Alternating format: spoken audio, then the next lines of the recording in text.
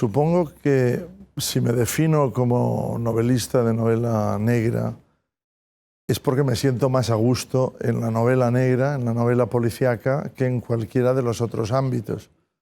Pero por suerte no tengo que definirme con mucha frecuencia. Simplemente soy yo, escribo y hago todo lo posible por hacerlo bien.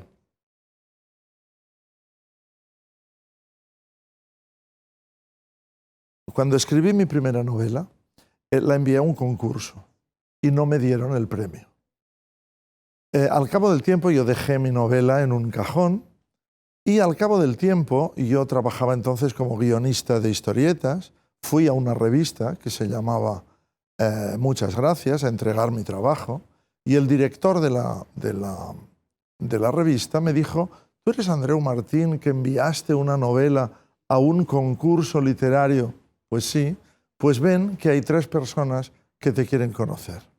Cruzamos el pasillo y al otro lado de la revista Muchas Gracias había la puerta de otra revista que se llamaba Por Favor. La revista Por Favor fue muy famosa durante la transición, estoy hablando de los años 80, finales de los 70, primeros de los 80.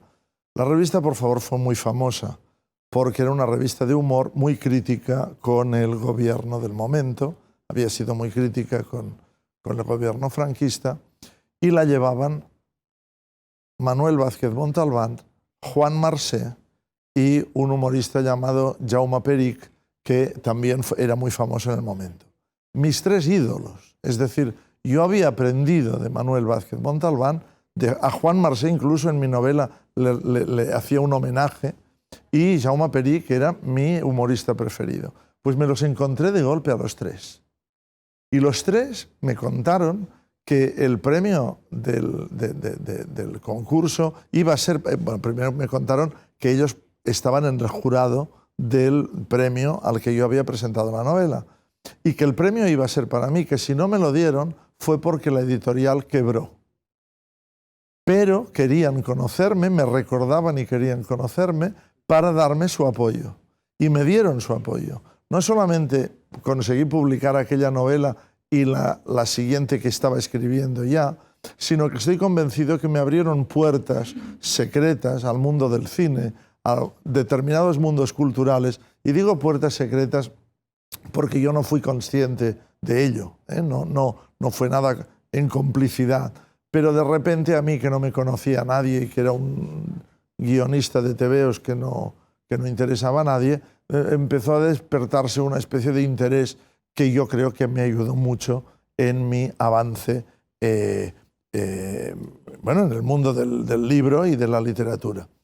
Por ese momento no lo olvidaré nunca, y mi gratitud hacia aquellos veteranos que podrían haber vivido perfectamente sin echarme una mano, no necesitaban para nada echarme una mano ni ser tan amistosos conmigo, pues evidentemente hace que amor con amor se paga, y naturalmente cuando un escritor que está empezando a escribir se acerca a mí, yo no puedo quitarme de la cabeza lo que otros hicieron por mí.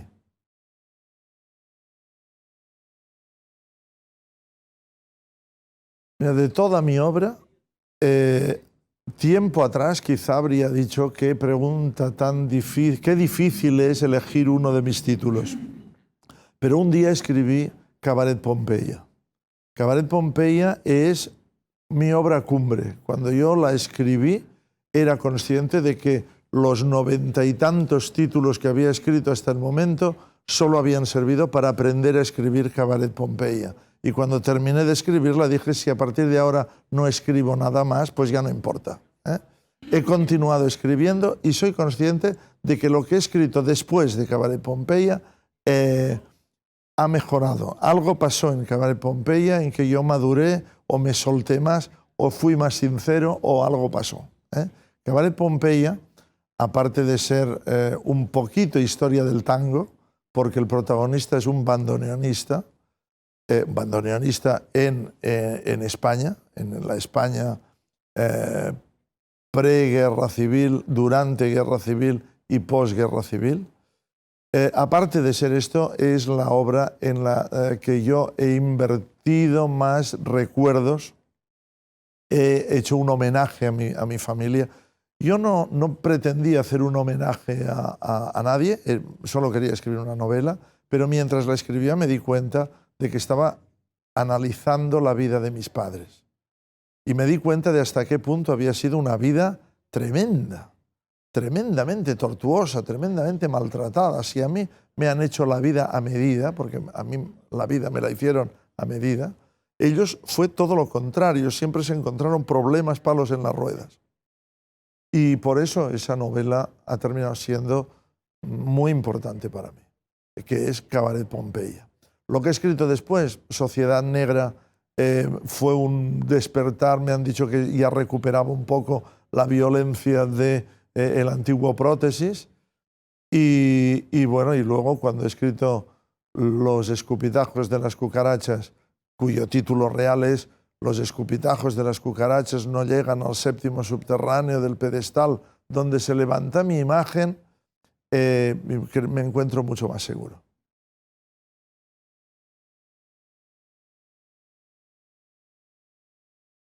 Para mí el género negro se compone de varios elementos que son esenciales en mi vida. El principal es que es un juego, porque yo aprendí a escribir jugando y he continuado jugando todo el resto de mi vida. Elaborar literatura es hacer un juego muy divertido. Una vez hablando con un escritor, se ofendió cuando yo hablé de juego y me miró ofendido y me dijo, en todo caso, ruleta rusa, me dijo. De acuerdo, la ruleta rusa es un juego. Yo no he hablado de juego inofensivo, tómatelo como quieras. Para mí la escritura evidentemente es un juego intelectual. La novela policíaca es la que parte del juego y es la que tiene el juego en su base más elemental. Pero además del juego, inevitablemente cuando uno habla de policía, habla también de política. Es inevitable. Uno habla del entorno social, porque hablar de policía y de transgresores es hablar de leyes, es hablar de jueces y es hablar, por tanto, de la sociedad que nos rodea de una forma bastante profunda e inmediata. Pero además habla de los miedos, de nuestros miedos inmediatos. La novela policíaca o novela negra siempre cuenta cosas que no nos gustaría a ninguno de nosotros que nos ocurrieran. Siempre habla de asesinatos, de robos, de secuestros, de violaciones. Es una forma de exorcismo. Estamos lanzando sobre el papel aquello que no querríamos nunca que nos sucediera a nosotros, nuestros miedos más inmediatos. Y, por tanto, con todos estos elementos, no creo que haya ningún tipo de novela, ningún género novelístico, ni ninguna otra posibilidad literaria de plasmar tanto en tan poco espacio.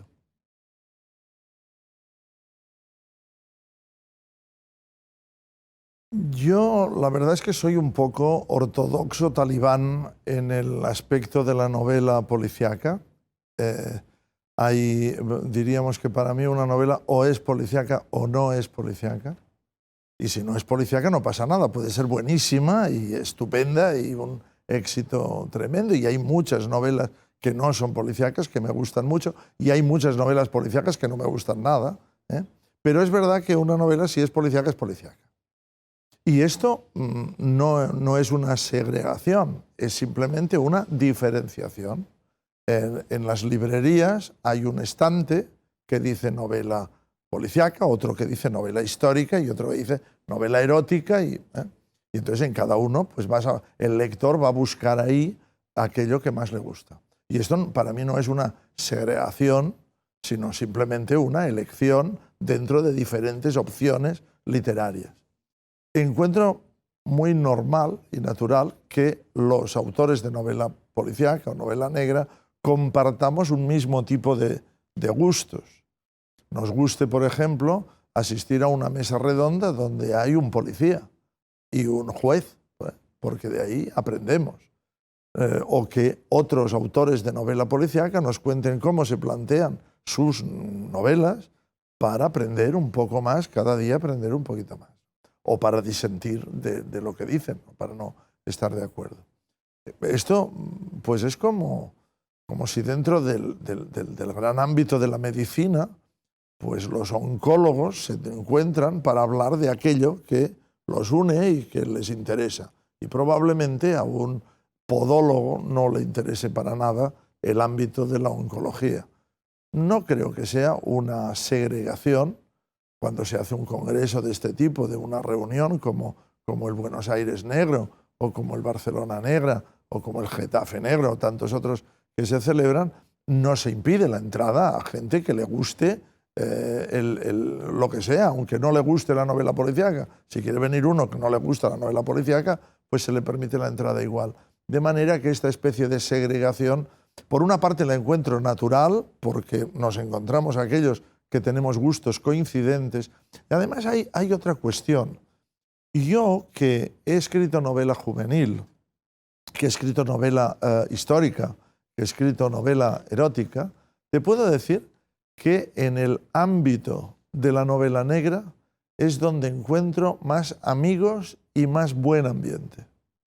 Mi mujer, que es psicóloga, bueno, yo también soy psicólogo, estamos de acuerdo en que probablemente a todos los que tenemos que matar ya los matamos en los libros. No hace falta matarlos en la realidad. Y por tanto nos encontramos y todos somos muy amigos y nos llevamos muy bien.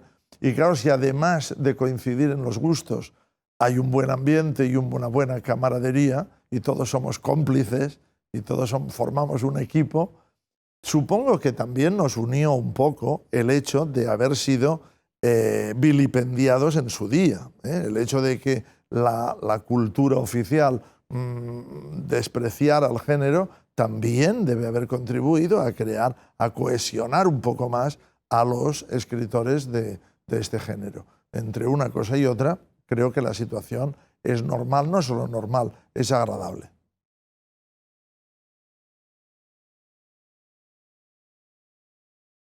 La primera novela juvenil que escribí, la escribimos con Jaume Rivera, fue No pidas sardina fuera de temporada, y en realidad fue un juego, repito la palabra que jugamos a escribir una novela.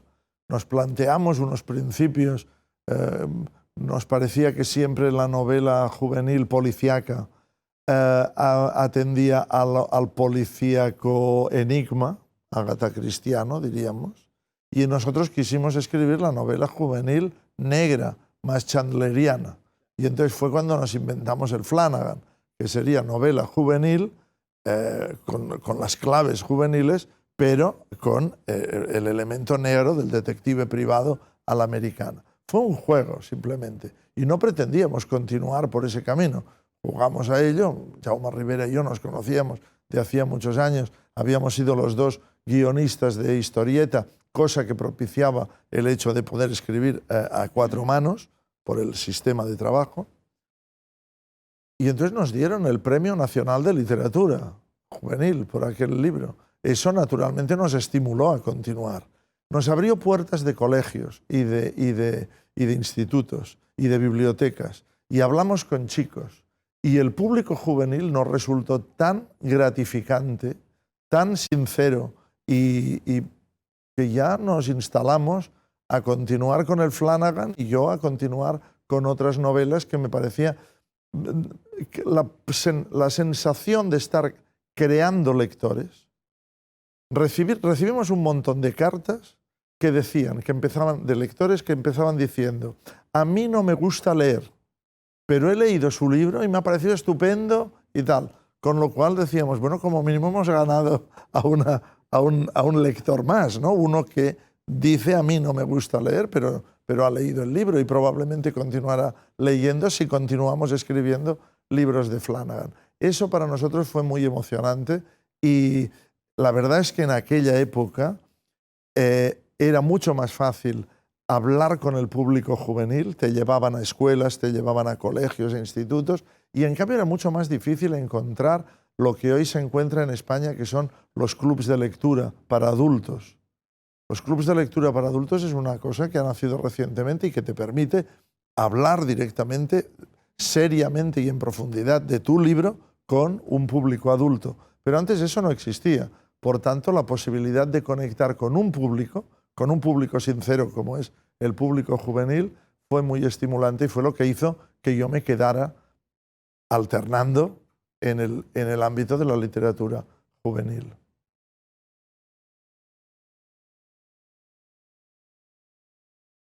Desde que estalló la crisis, esta guerra económica que nos han declarado y que ya hemos perdido, o andamos perdiendo, pero que no tenemos posibilidades de ganar, la cantidad de información sobre malas praxis bancarias y sobre corrupción política en general ha inundado los periódicos hasta tal punto que yo nunca consideré que valiera la pena escribir una novela sobre el tema, porque parecía que todo estaba ahí, en los periódicos. Sí, pero era inevitable que la novela negra tocara ese ámbito. Y fue entonces cuando yo me planteé qué podía añadir, qué reflexión podía añadir una novela mía a todo lo que informaba los periódicos de corrupción, mala praxis bancaria, estafa bancaria, literalmente. Hoy día se están ganando juicios continuamente a los bancos, acusados de estafa directamente. ¿Qué podía aportar? ¿Qué podía decir yo que no estuviera ya dicho todo en los periódicos, en las tertulias de radio y en las tertulias de televisión? Fue entonces cuando escribí Los escupitajos de las cucarachas, que en su título ya acaba describiendo cuál es mi intención. Los escupitajos de las cucarachas no llegan al séptimo subterráneo del pedestal donde se levanta mi estatua. Es la historia de la impunidad, es decir, las manifestaciones de esos personajillos desgraciados, sucios, que llenan la calle y que protestan y que escupen, esos escupitajos no llegan, diría el protagonista de mi novela, no llegan ni al séptimo subterráneo del pedestal donde se levanta mi estatua. Ese es el punto de partida de una novela no desprovista de humor, donde he metido humor porque estoy hablando de un tema que ya lo sabe todo el mundo, que es quizá la sonrisa del perdedor. Es la historia del perdedor. Y en todo caso, es la novela que escribí pues, para poder incluir en algún momento de la novela a la protagonista que escupe a la cara del protagonista y le dice: solamente quería saber hasta dónde pueden llegar los escupitajos de las cucarachas.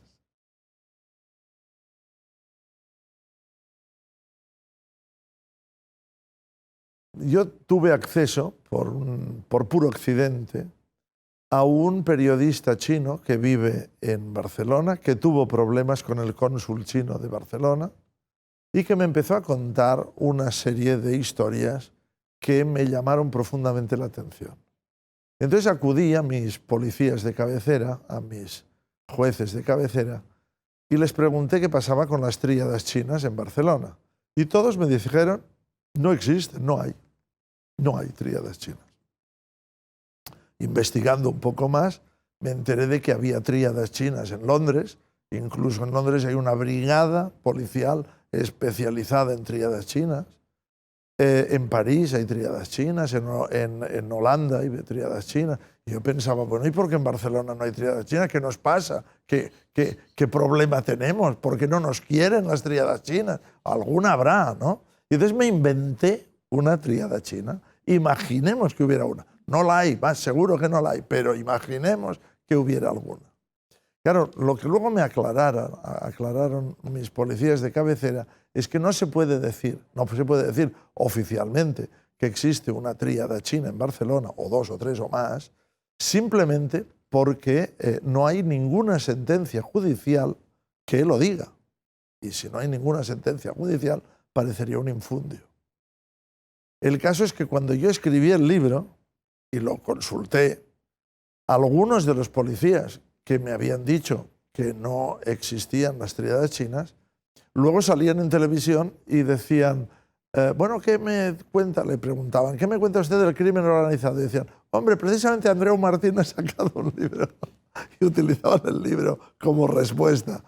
Ellos no se mojaban con las sentencias judiciales, pero ya había habido alguien que había hablado.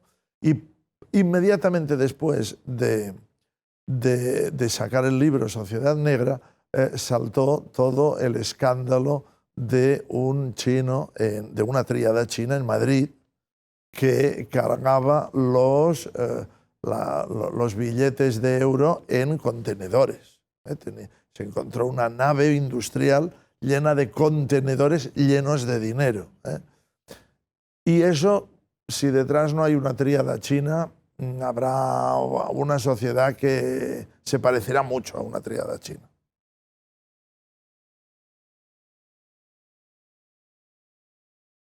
Podemos en estos momentos en la sociedad española es una gran expectativa.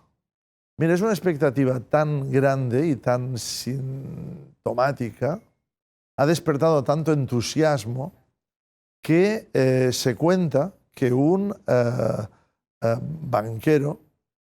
banquero muy famoso, bueno, el presidente del Banco de Sabadell, un banco muy importante, dijo: tenemos que crear un Podemos de derechas. Y se creó un Podemos de derechas. De repente un pequeño partidito, Ciudadanos en catalán, que solamente tenía sentido en Cataluña, un partido de derechas anticatalán que había, de repente este partidito pequeño que solo tenía sentido en Cataluña, ¡pah!, creció como un soufflé, como la espuma, impresionante, y hoy día su presidente aspira a ser presidente de España. Hoy día se ha extendido por toda España. Hasta ese punto Podemos ha asustado a la derecha. Hasta ese punto la derecha se ha dado cuenta de que el Partido Popular ya no le sirve, porque han metido la pata hasta tal punto continuamente, han tenido tantísimos casos de corrupción, su capacidad de respuesta a los problemas de España ha sido tan nula que el capital, representado por un banquero concreto, el capital ha decidido dar la réplica con otro partido que tiene muchas posibilidades. Yo no sé cómo hace un partido pequeñín, para crecer y llegar a todos los puntos de España de un día para otro, de un mes para otro. No sé cómo se hace eso, pero se ha conseguido. Entonces, pues hasta ese punto Podemos se ve como una posibilidad de cambio radical en España. No en España, probablemente de cambio radical en Europa, como principio de Europa.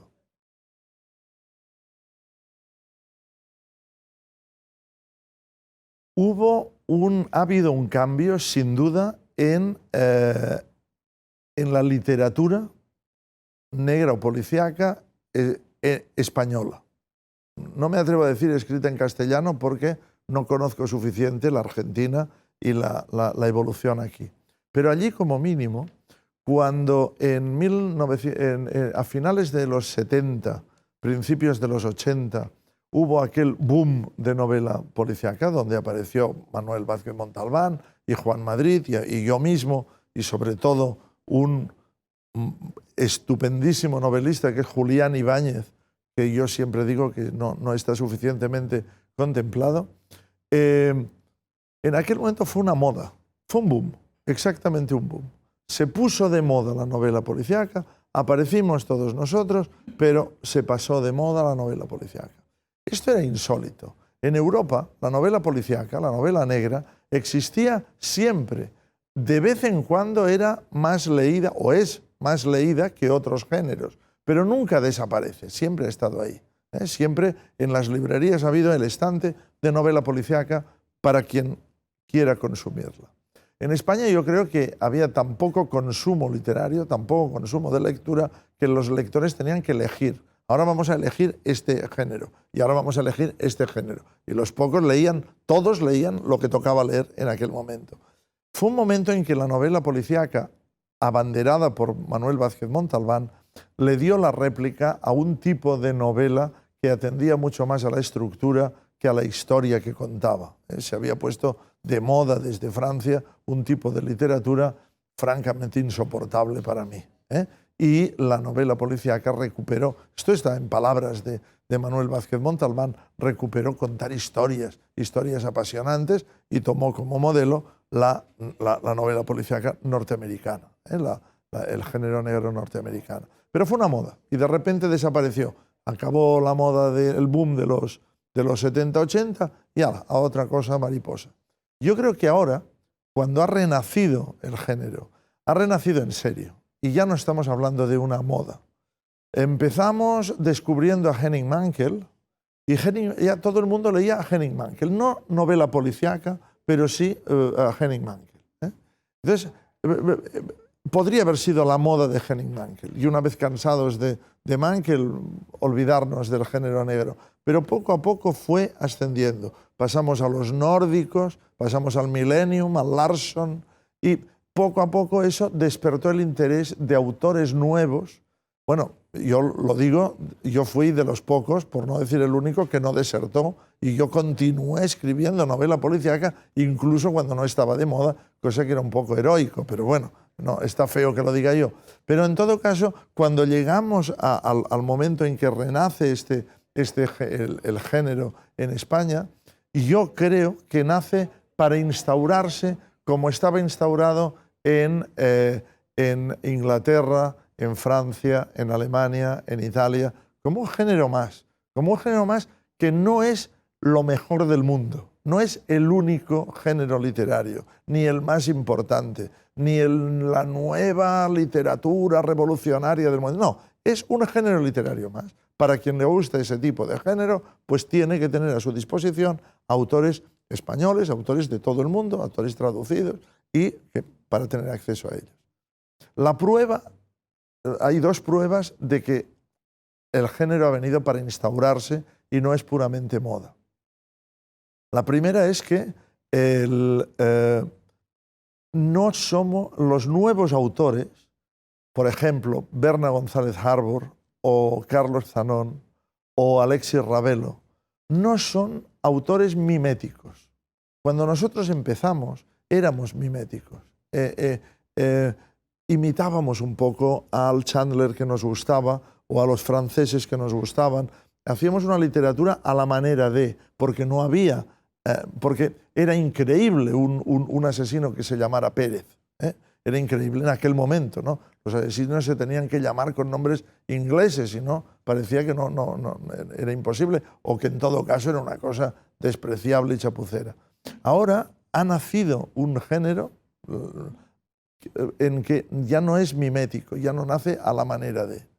Y luego, sobre todo, que van apareciendo nuevos autores cada día, cada vez más jóvenes y con cada vez más atrevimiento.